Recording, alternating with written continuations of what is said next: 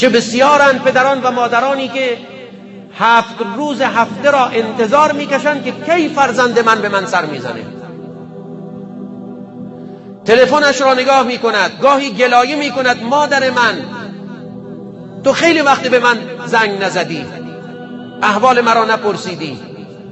از سر محبت و علاقمندی این را میگوید. فرزند ناراحت میشه، فرزند ناراحت میشه، به یک صورتی او را جواب میدهد که ممکن است بغض در گلوی مادر جمع بشه، در حالی که از 24 ساعت شبانه روز ساعتها او چشمان خود را بر صفحه موبایلش میدوزه، ولی یادش نمیاد که به مادرش زنگ بزنه، یادش نمیاد به پدرش توجه بکنه.